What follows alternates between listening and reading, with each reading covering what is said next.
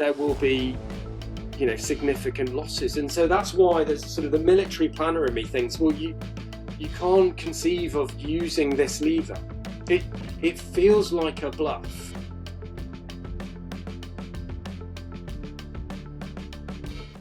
Hi, I'm Harry and I'm a reporter at The Beacon, a new startup that looks to cover the rise of populist politics in the UK and abroad. In one of our first interviews, we spoke to Commodore Simon Kelly, who spent over 27 years in the Royal Navy and was deployed to the Gulf numerous times. We asked him about the US and Israel's war with Iran, the military implications, what it means for the rest of us, and how the conflict could end.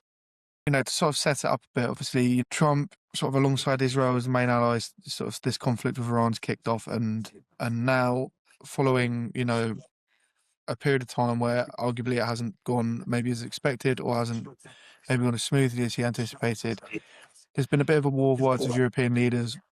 He's sort of told Keir Starmer particularly and Emmanuel Macron sort of what they should have done and how they should have backed up the US. Yeah. I suppose the first question is he put a post out on Truth Social that sort of went sort of semi-viral about him telling the UK to go and take the oil. The US has done the hard bit. Now the UK could just go and take the oil. Can you just explain to people who maybe don't understand how these things work, why that is not feasible and why that is not an option? Yeah, I mean, I suppose from the strategic level, just taking the oil isn't something that we would consider from a legal perspective. I mean, that's the first thing. Going through the Straits of Hormuz, and rightly the focus has been there. We've seen Iran sort of now firmly has their hand on that lever for this sort of vital waterway, not just for oil and gas, but fertilizers, and also, in fact, actually, as soon as this happens, you get the real complexity of maritime sea lines of communication and exactly what it means when you shut somewhere like that off. It's interesting that Trump has, on a number of occasions, talked about how easy that mission is to go through the Straits of Hormuz, and yet the fact that we haven't seen a single US warship through the Straits since the start of that campaign is probably indicative. And I would actually say some of his rhetoric is probably indicates a level of frustration, maybe at his own team, but also at others, because he's suddenly, I'd say, been slightly surprised, maybe he hasn't been listening to the right voices to find that what he's saying is actually a lot more complicated than you expect. So what are we talking about? We're talking about a really narrow section of water. What that means is that anything that goes through there is limited in its ability to move, first and foremost, unless the US have really knocked out the entirety of the Iranian ability to see them coming. And bearing in mind, all it needs is some fishing vessels, some dhows, small boats. You can see from the coastline.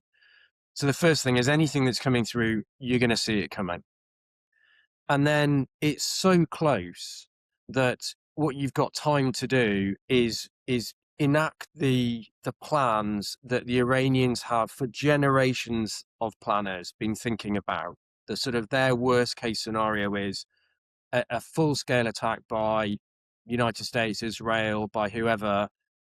We choke off the Straits of Hormuz. Everything is focused on maintaining that stranglehold.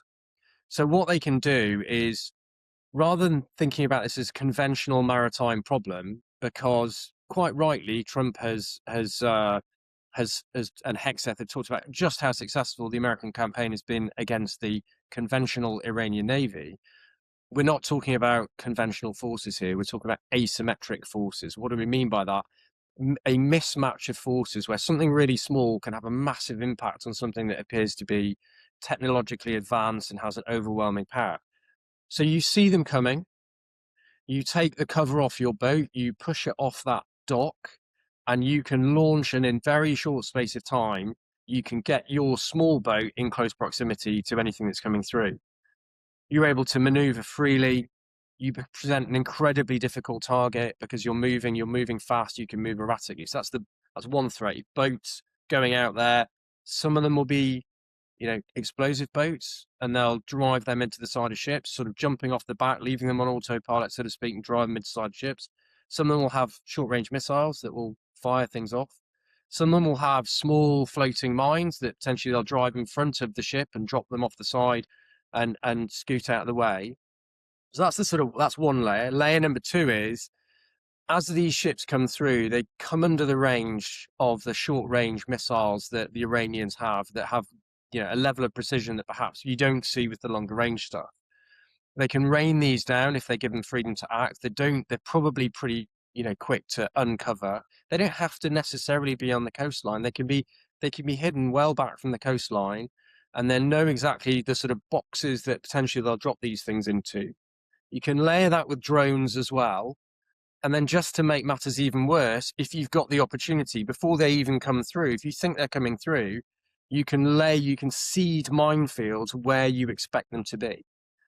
So you've got this sort of multi-layered approach, all of which is really simple to do as single actions.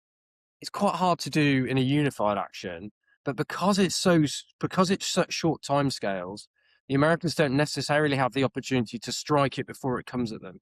And once it's moving, once it's underway, once these things are coming, they're coming fast. It becomes a question of mass, lots of small contacts, missiles, drones, mines in the water, all of which actually puts the advantage in their hands rather than the big, powerful, conventionally armed warships that are trying to make their way through. While they're escorting tankers, which of course, are really going to struggle to maneuver, but the warships themselves will really struggle in this sort of stretch of water, especially if they feel like they've been hemmed in by a mine threat as well.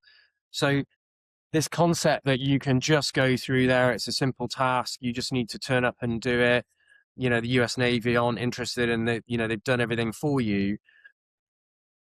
Either you've got some kind of overwhelming level of intelligence on that area, or you've completely righted the Iranian threats down. And I think if you underestimate your enemy, if you think you've got that kind of supremacy of intelligence and supremacy of power, you probably just need to look at other conflicts that are taking place around the world to say that that's not feasible. And so anything going through there, if the Iranians are willing to strike at it, there's a very distinct possibility they can do that. So there's no way of going through this sort of low risk concept that Trump and Hegseth like to throw out there. It's a really, really complicated task. If you want to add another layer onto that, if you're going to do it and you're doing it in a coalition, how each ship talks to each other, how they communicate, how they understand what each one's going to do instinctively is a real challenge. So the whole thing is like multifaceted. It's a real challenge. There's two interesting things you mentioned that. Firstly, like you said, this is Iran's worst case scenario. So yeah, this is what they've been, you plan for worst case scenarios, right? You train for worst case scenarios. So absolutely, there's that aim.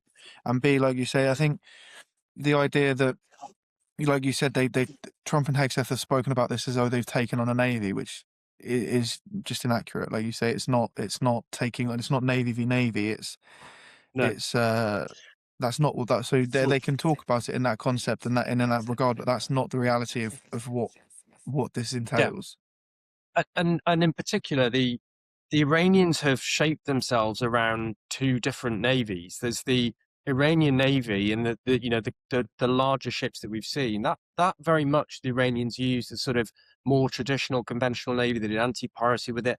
They would go out and do sort of what we would kind of consider defense engagement. The exercise they were doing alongside in Sri Lanka before they were attacked by the US submarine is a really good example. So they've got this sort of traditional Iranian Navy that we would say is probably, the people who work in that are ordinary Iranian naval sailors. And then you've got the Iranian Guard Corps brackets Navy. These are the fanatical Iranian zealots in many ways for whom protection of the homeland is what they're made for. That's what they've been brought up for. That's why they're part of the Iranian Guard Corps. So the conventional stuff we've seen, and we've seen incredible success against it, that asymmetric stuff, that Iranian Guard Corps stuff, it's probably been worn down hugely by American action, but it's huge. It's small craft. They're distributed along the coastline, and they prepared for this. That stuff will be hidden, be very difficult to locate. You can't start striking every boat that's about 2 meters in length, and then expect with a coastline that's as huge as Iran's to have had complete success. And the Iranians only need to succeed once. All they need is a single moment where they're that, what they do becomes overwhelming in terms of just small crafts, vessels, drones. You strike a single American ship, and that becomes the headline. Exactly, yeah. You lay a single mine, it strikes a merchant vessel as it goes through the strait. That's the headline. So they only need to be successful once. You could have several of these kind of escorted groups go through. US Navy could go backwards, forwards a couple of times, and then they choose to strike, and again they succeed. So it's a sort of it's the conundrum of the terrorist. You need to foil them every time, and the world has to be confident that that will happen again and again and again. Yeah. There is no military solution to this. This is a solution in which this comes down to something at a much higher level, because playing whack-a-mole against the targets that you're detecting is not going to get you to that 100% confidence level that you can go through unimpeded without any kind of a threat. Yeah. Obviously, this has now turned into a global crisis because of the effect it's had on cost of living and fuel, and you're seeing countries all around the world affected by it. But like I started this off with the criticism of European leaders, why do you think the US have been so quick to criticize European nations? And, where do you think that leaves in relations? Because they're already fairly tense with the Greenland situation, and Hegseth and JD Vance's like criticisms of the European Union and of NATO and of European leaders, and Trump's been vocal on that as well. Why do you think it's drawn so much criticism now, and where do you think it leaves us? I think it's part of the narrative. I think I think there were certainly strong indications of it in Trump's first term, but I think you just need to go back to the criticism by Vance. When Trump first came into power, this sort of counter NATO message is a pretty strong one. It's not unique to Trump. In fact, actually, you could say that Biden was an exception, because Obama was already challenging NATO to do more. So I think there has been a desire in the US, no matter which side of the house you sit, to see a rebalancing of how NATO works. But I think it's much easier, and I couldn't get into Trump's, Vance, or any Rubio or Hexeth's heads. Not really. Not sure I'd want to.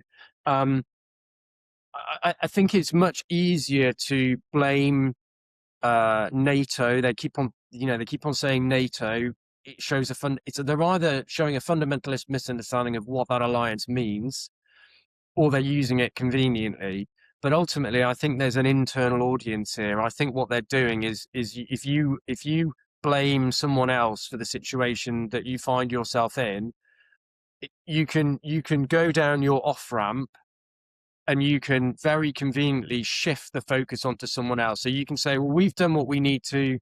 The Straits of Hormuz are up to someone else. We're confident in our gas, oil resilience in the US. It's someone else's problem, and you can have a sort of like strategic amnesia about why the Straits of Hormuz are shut in the first place. But internally, as the pump, the price comes up at the pump, my view would be that it's much easier to say, well, we had look at the success we had. The reason that the price is going up at the pump in the US is not because of us. It's because our European partners, call them partners, aren't doing what they should do as their part of the deal. And it's just so easy to blame someone else, because then you don't have to take that blame on yourself. Do you think there is a fundamental misunderstanding of NATO there? I think it's easy to sort of say they're playing politics, but I'm not actually sure that, even if I'm sure it's been explained to them, that they really understand what the alliance means. What was your next question? I think was linked to it, and where to next? What does this mean? Yeah. Well, just where does it leave relations? Because like we spoke previously, sort of before we started the interview, about the Italy and France and how they've limited landing rights. Whether Italy, I think, is a bit more uncertain in the sense that they've I think an Italian official sort of not rode back on it, but said it was due to the short notice or something like that. But France has limited space, and I think there are nuances in each one of the country position, apart from maybe Spain, who've just flat refused to support it at all. And there's some nuance to Mm. Italy's position, some nuance to France, and actually some nuance to the UK's position. But to a certain extent, I think the point is that perhaps matters less than the fact that Trump is expressing real frustration at these partners. I suppose the question about what does it mean, it depends, is a terrible answer, but it depends at what level we're talking about. Mm. I think at the military level, I heard, I think it was David Owen I heard interviewed over the weekend, who said that he thinks this will have a significant impact because American military planners will feel let down by the UK. That hasn't been what I've heard from fellow US officers. And so I don't think it will have as much of an impact on those working relationships as it would outwardly appear. I think the really big question is, what effect does it have in the minds of in the minds of Russia? What does Russia make of this? What do we think about the fundamental part of NATO as an alliance is Article 5, that all will act if one is attacked. And I think what we're seeing is that foundation of trust, of that communication, of that message. Deterrence is about the 3 C's, one of which is communication. And I think the communication and the challenge to that communication, that we are one alliance and we have one voice, there's a rupture there, at least for the moment. Mm. And Trump's done a sort of pay to play conversation where he said, if you're not paying over 5%, you won't have a decision making power, and you won't have the same level of defense from the US or response from the US. Well, that fundamentally undermines NATO as a concept. So I think on one level it shouldn't have a significant impact, but on another level I think these are wider than cracks, and they will require something significant to bolster them. But in many ways, that was happening before the war in Iran. I think it's interesting, as the media cycle has moved on. If you are with a Dane at the moment, that still has a really significant sort of cognitive change for them. If you want an example of that, if you see a Danish officer at the moment, they've changed the patch on their arm. Their patch is both the Danish flag, but it's also a Greenland flag as well. Really? There are a whole load of other indicators that at the moment the fundamental underpinning foundations of NATO are really shaky at the moment. Day to day, NATO will continue doing its business. And I know that in the States, the president won't be able to sign a presidential decree. There are complexities should he wish to take action on his sort of claims that he wants to withdraw. But actually, it's about commitment. It's about trust. It's about communication of that in order to satisfy the requirements of deterrence. So I think there's some real challenges, and it's going to take a lot, or even a complete shift to sort of make up or to close some of those fissures, those gaps that have appeared. Yeah, because it's rhetoric, right? I mean, it's like you say, it's Article 5. It's based on rhetoric and promise intangibles, effectively. I mean, it's not intangible in the sense that but it's a promise, right? It's like if one's attacked, then we will defend, and so Absolutely. by Trump's constantly repeating this rhetoric that the US will not do that it doesn't necessarily the nuance there is that it's doing damage of our withdrawal, regardless of whether, because the next question I was going to ask you is, it's not new for Trump to threaten to withdraw. He's done it before. I'm sure he'll do it again. I was going to ask you how seriously we should take that, but also, like I mentioned before, for us saying that they've done a favor by boosting defense spending. Do you agree with that assessment? I think we should take it seriously. I think, again, if you read the doctrine that they have released recently, the US has released, I think we have to take it seriously.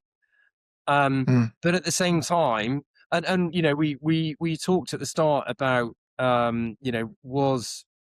is Farage's point, President Trump has done us all a favor.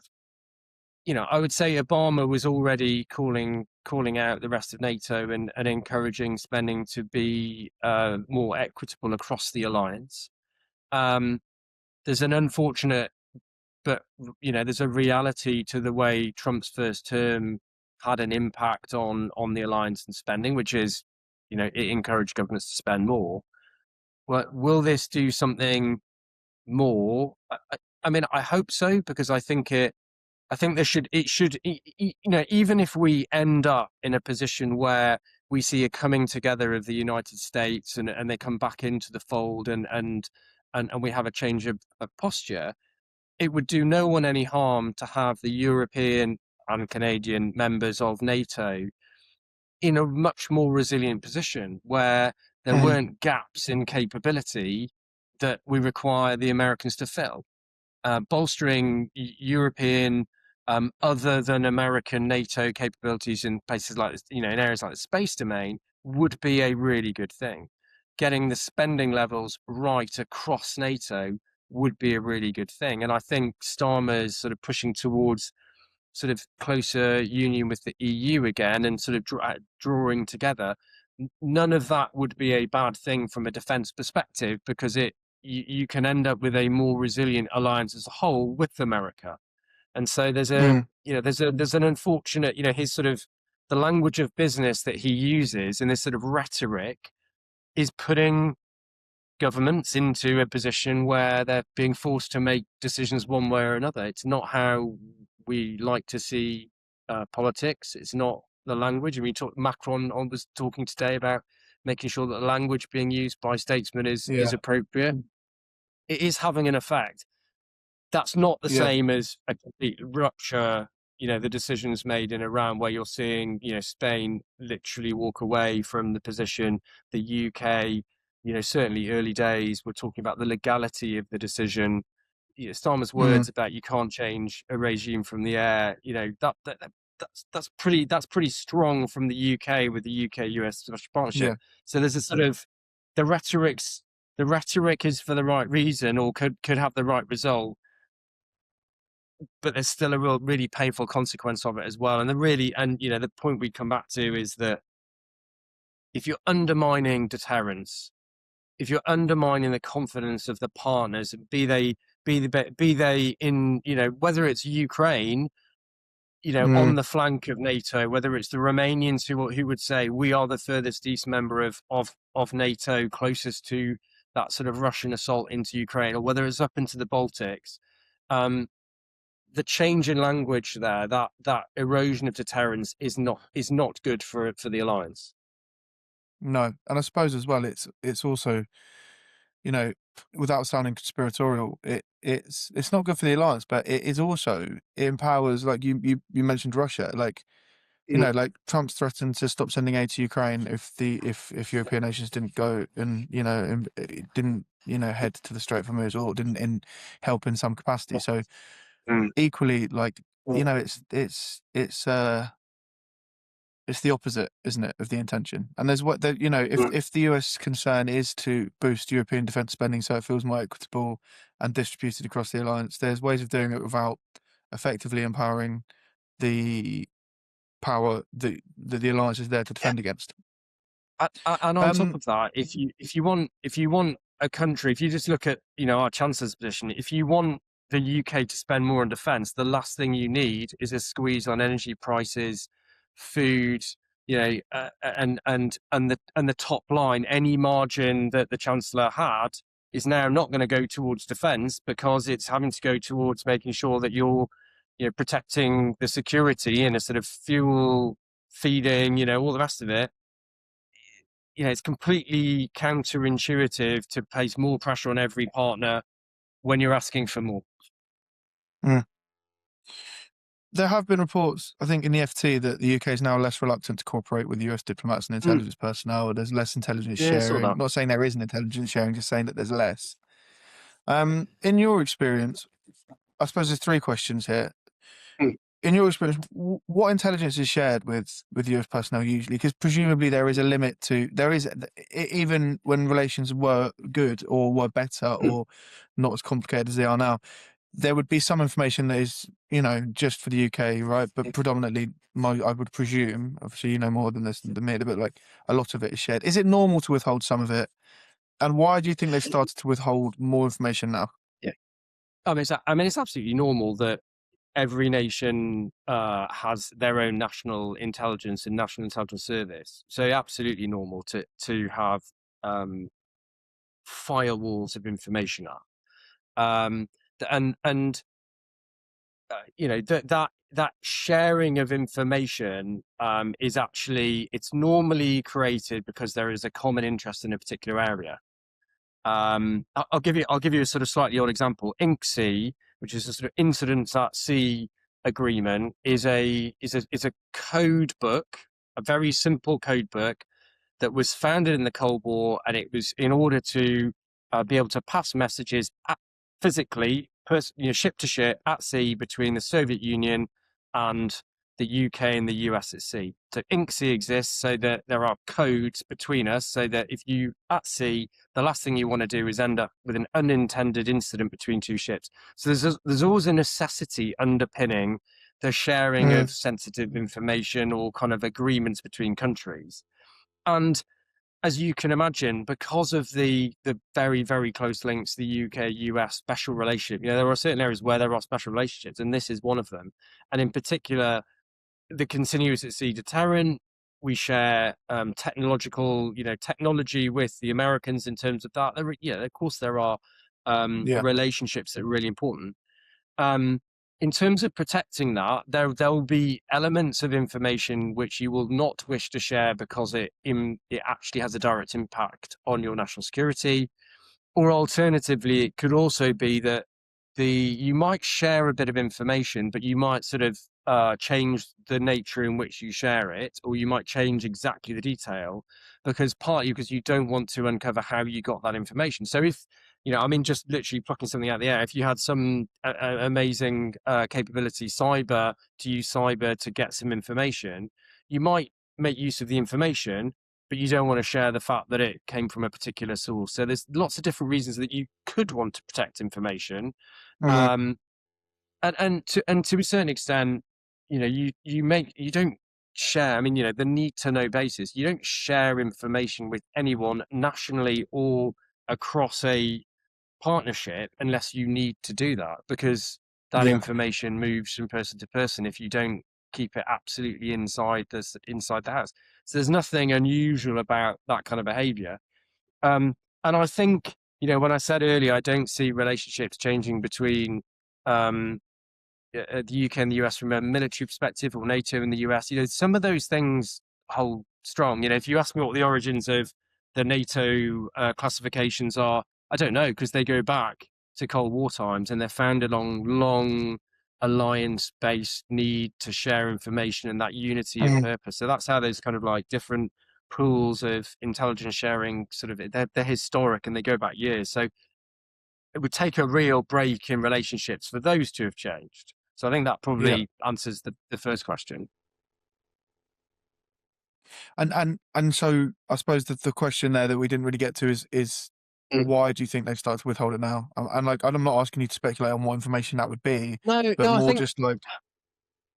I think so I saw the statements, and I think they started in the Financial Times, didn't they? And it sounded I think it sounded a little bit like it might be sort of FCDO, State Department. It sounded like it could be more in the sort of diplomatic sense. And I think I think that, I looked at that, and my thought process went along the lines of Chagos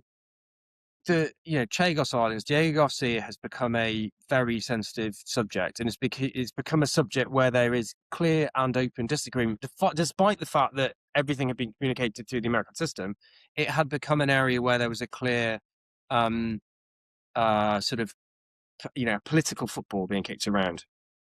And I can see in those circumstances where how we are thinking about somewhere like that and how we communicate that to our partners might have become more challenging. I can see parts of the world where, for example, there is a very strong relation, and this is conjecture rather than there's no source to this, but this is an example of where you could get something. There's a very strong UK support to the Commonwealth and to overseas dependencies in the Caribbean, and there have been some very significant actions taken by the Americans in that region, and I can see where there might be sensitivity in terms of sharing of information, or potentially a meeting of minds where if an action is taken by another nation that is deemed to be illegal, and you trace the information back, or you trace a conversation back to something you've had with the UK, that's going to be a conversation for the Prime Minister and the Attorney General. And so there will be an increased sensitivity in those areas where we feel that potentially legality or our national position has become more sensitive, and therefore you won't necessarily want to be as open as you were prior to those particular areas. So, and that's just based on, what I read into the tweets in the Financial Times kind of assessment. I could see the Chagos Islands would be an area it'd be hard to talk about. I can see areas where the legalities of American actions would make things quite difficult and quite challenging.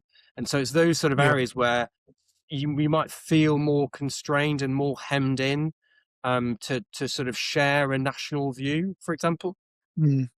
Okay, and actually that one of the topics in the next question actually I was going to ask about was Diego Garcia and the Chagos Islands, and but also Fairford, and sort of harking back to an earlier question where we spoke about European ties and European sort of limitations, I suppose, on US sort of movement across the region. Can you sort of explain to people who might not understand what those two bases are used for by US personnel and why they matter? So the odd thing is the Fairford in the UK is actually closer geographically to Iran than Diego Garcia is, but I can explain why Diego Garcia is actually critical. Both of those bases have long. Fairford is a Cold War runway. It's one of its really sort of key points is it's long. It's reinforced to take the heaviest aircraft, so you can operate the full range of aircrafts, and importantly, you can operate them fully bombed up, so up to their maximum weight. Because as the aircraft gets heavier, it needs a longer runway. It needs something that it can land on that's reinforced, and so there's that aspect of Fairford, for example. But actually, both Fairford and Diego Garcia will have been part of the planning process for the US as they are considering these kind of strikes, because they are so critical. The first thing is it's half of the distance. So it's not just that the aircraft flies half the distance and therefore it takes it twice as long to get there and back.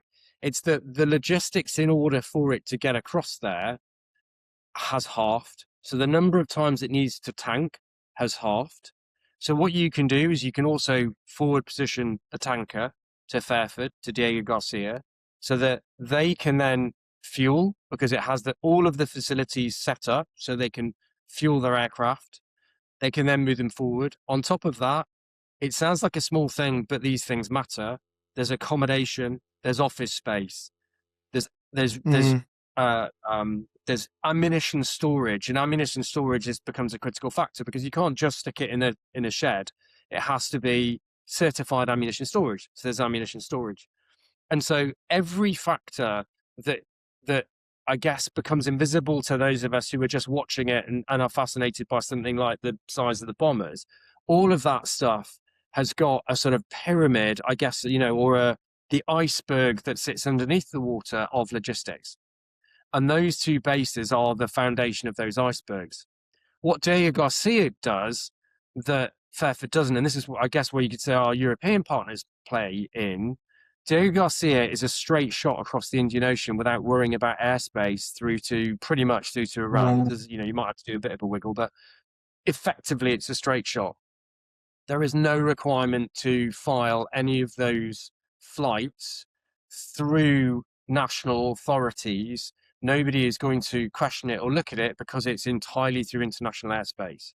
And so that, if they're roughly the same distance as the crow flies, you can imagine the complexity of getting that flight from the UK across to Iran compared to from Diego Garcia in the middle of the Indian Ocean across to Iran. It's a completely different matter.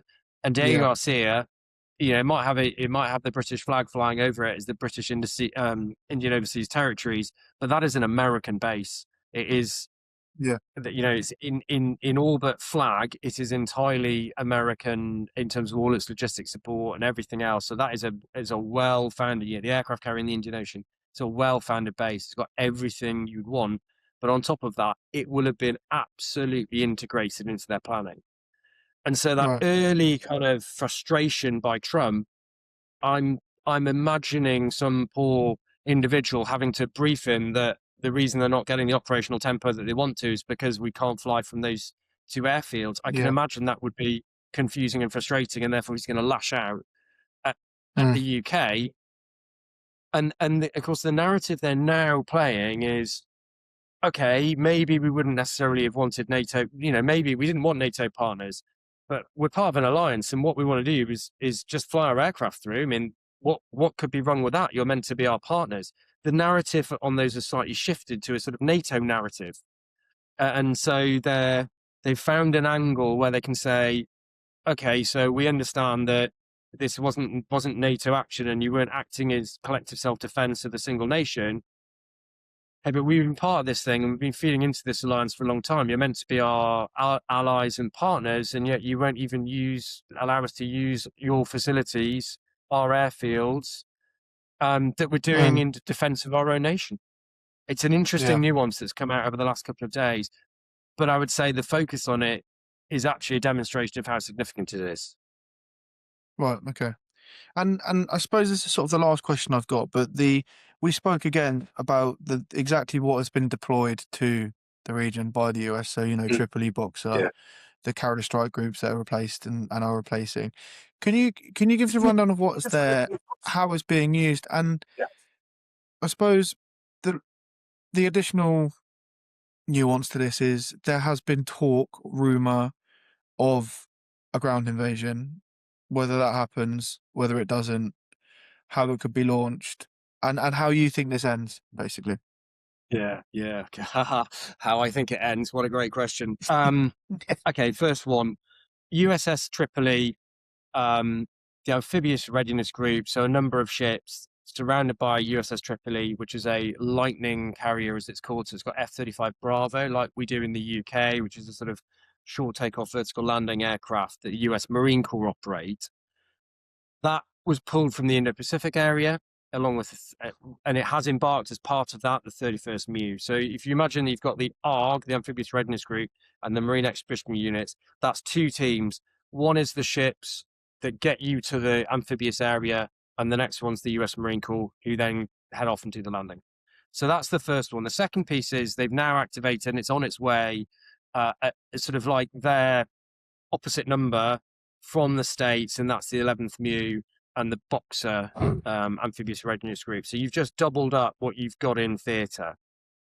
That together combined, that's a pretty powerful amphibious package you've just got there. It's got MV-22, so these are sort of like slightly extraordinary tilt rotor helicopter aircraft things. They've got the F-35 that can do anything from protecting the group, or it can also do close air support for the Marines on the ground. It's got lots of heavy lift helicopters. And then it's got the boats that can spill out the back of their amphibious shipping as well, and go across the beach. And so concurrently, you go across the beach and you come in from the air and you do what's called ship to objective maneuver. So they've got these two. On top of that, they've now deployed the 82nd Airborne to the region as well. And so that gives them an additional angle. They can be inserted, they're paratrained, so they can insert. That's as uncomfortable as the concept of an amphibious assault in terms of how do you do that? How do you logistically supply them? And then on top of that, you've got what's always been in the region. So you've had two full US carrier strike groups Lincoln and the Ford, and now you've got the George H.W. Bush coming in to replace the Ford, which was breaking records for how long she'd been out of theatre, because she was across doing Venezuela before she came across to do this. And sadly, she's had a really significant incident on board. So then got two US carrier strike groups on top of that. And then you've got all of the air flown in, via, we've already discussed. What does that give Trump? It's a great question, because I think the first and most important thing, we were talking about deterrence and communication and etc. Well, one of the other C's would be coercion. So, what that offers him. I mean, firstly, I can imagine the conversation in the planning room. I want to increase pressure on the region. What have we got? Well, the answer would be the 82nd Airborne. We can pull 31st MEU in the ARG from Tripoli across in Indo-Pacific. Oh, by the way, we could get Boxer and the 11th MEU underway. Oh, and we could get George H.W. So these are a global force, and they are the tools that are there for them. Fly them into the region and use them as a threat. I mean, that's number one. Is it literally everything they could? Is it literally everything they could put there then? That's a great question. No, I think in the timescales, yes. I think the answer to in terms of what lever can they pull and can they pull quickly and get it moving and it still look like a credible force. That's probably it. Right. I'd need to properly dig in and have a look at just what the next sort of echelon is. Yeah. It's already pretty punchy. If it's not just there as a lever, and you're going to do something with it, then there becomes a sort of slightly, if I'm honest, terrifying bit of sort of thinking behind that. And that is that you use in particular, you use the ARG MEU and you punch ashore somewhere.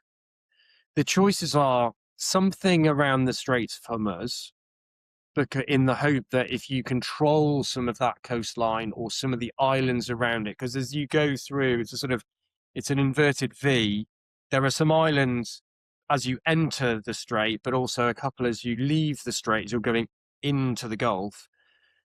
You could conceivably put a US Marine Corps footprint ashore, and you could use that to control further forward. You create a line, because the US Marine Corps in particular have created something called the stand-in force concept.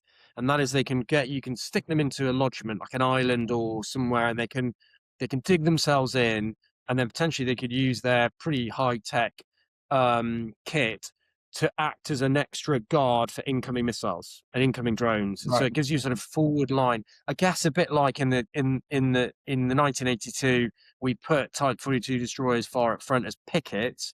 You'd be putting the US Marine Corps in as pickets in the Straits of Hormuz. We'll come to the likelihood of this.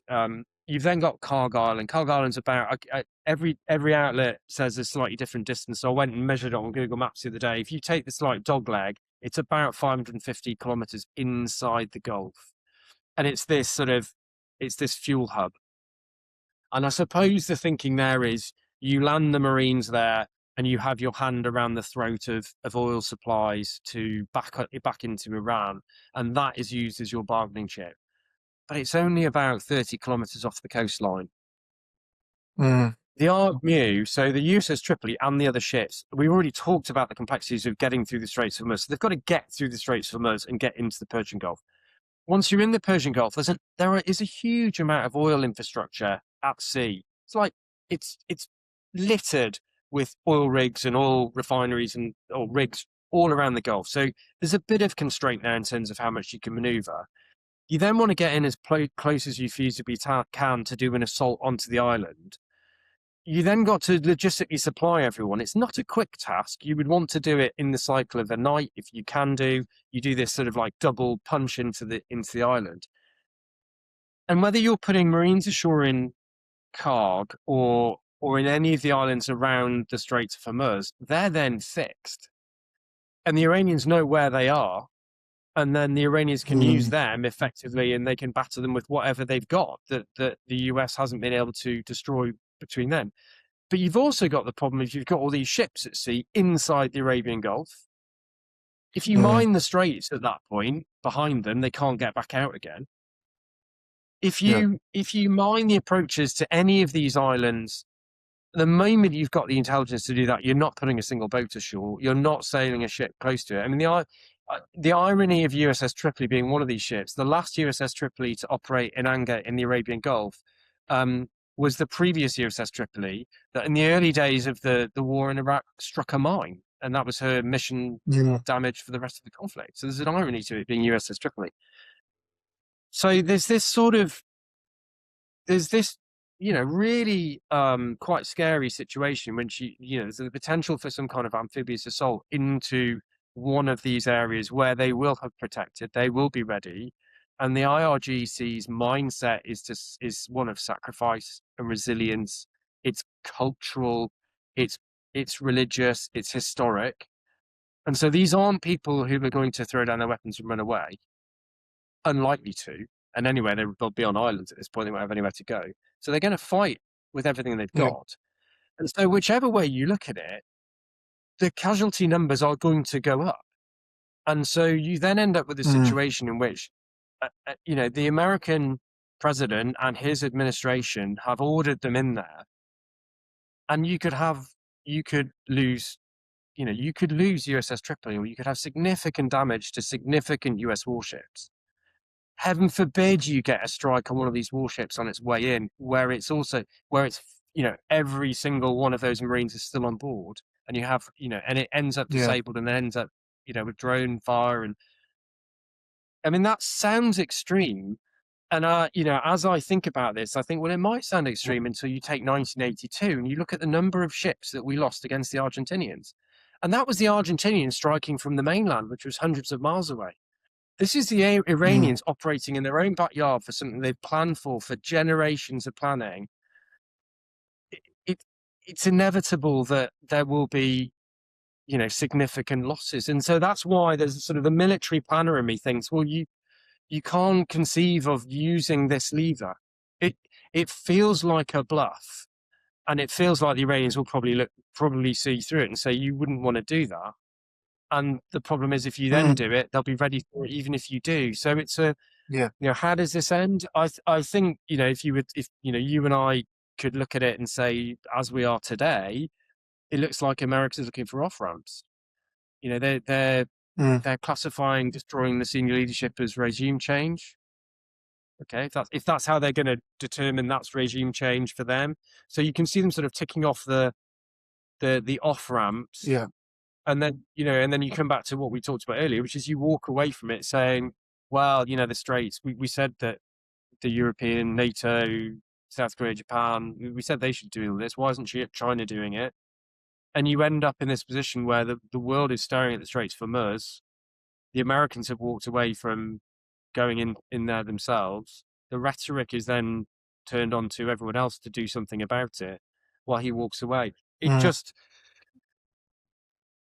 depends how it's perceived internally. And ultimately, that's what, how he sees it and how the administration see it is, I guess, the critical thing for them. And so, how does it end up? It potentially ends up in a real mess.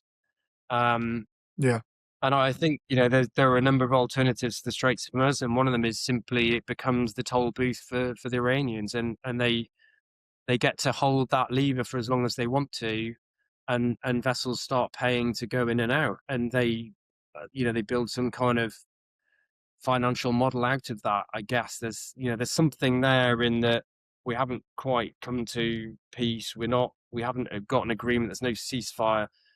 But if everyone just sort of walks away from it and it's almost like they drop the toys, everyone breathes a big sigh and we sort of see what the new normal is. There's almost something there in which you think, well, if the Americans can tell the Israelis to stop striking, they stop striking themselves. And the Iranians then see that as an opportunity to stop hitting the Gulf partners, which I don't think they really want to do because they understand that how important that is to them. Maybe there's this sort of uneasy something that comes out the back of it, but it doesn't feel like mission success from a US perspective or anything that he described at the start. So, there's no easy way out, and this is only the version according to Kelly, and if you speak to 10 different people, you'll get 10 different opinions. I said it was the last question, but I have got one more. Who Do you think has won out of this situation? Who's the winner here? Because Oh, like you just said, it's hard for the US to claim a victory here. It sounds like, I mean, the Iranians have been, bombarded, so we're not going to call. I mean, you can't call. Who's. I mean, yeah. if the There's no situation here is that the US pull back and Iran, Iran has a stronger grip on. I don't know, like who's won this? Yeah, Who's winning this? I guess it's hard to because it's a sort of that's a zero-sum game. Like it's binary. It's a 1 or a 0. It's hard to look at what the Americans and the Israelis have just done to Iran to say Iran wins. It certainly doesn't feel like a win if you're any of the GCC nations. Mm. I think Iran could. So I think Iran after the last time they were struck, when you had the last combined Israeli-American strikes, and the Iranians sort of responded they responded but in a very measured way. I think perhaps there was this sort of perception that, we called them out. They were struck and they didn't hit back hard. And actually it shows that they were cowed by American Israeli might. And therefore we're right. They're weaker than we thought. And so there is part of me that thinks that if the US walked away, they hand a lever over for the Straits of Hormuz to the Iranians, and the Iranians can build a narrative internally. So those who perhaps are the privileged or those in power can weave a narrative in which we didn't blink, they blinked, and we demonstrated that we can't be beaten.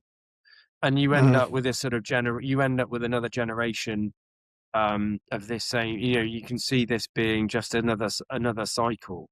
And so there's a sort of, I guess there's a small niche within the Iranian sort of IRGC, those who are close to the regime that you could sort of say have won in a blinking contest, but the people will have been devastated. I don't know how you put the country back together again. Globally, we're going to see, the ramifications of this for a long time, especially if the straits aren't open in a way that we would wish them to be. I don't know. You could say that Israel will have, Benjamin Netanyahu would have done something he's been seeking to do for a very, very long time, and so you could say there's an extent to which that's a problem dealt with for a while. But I think anyone who looks at conflict and looks at it over the longer span rather than the sort of short term will look at this and say, there's no winner in this, and actually longer term this could be another generational problem, because that kind of resilience, that kind of mindset, this plays into it, and therefore their ability to rebuild undercover, to reshape the way they fight and come back again, and then it becomes this legend. Well, you didn't beat us this time, so therefore we know that if you do this again, we'll rain pain down on the economic system you've got. Yeah. So there's no win in it.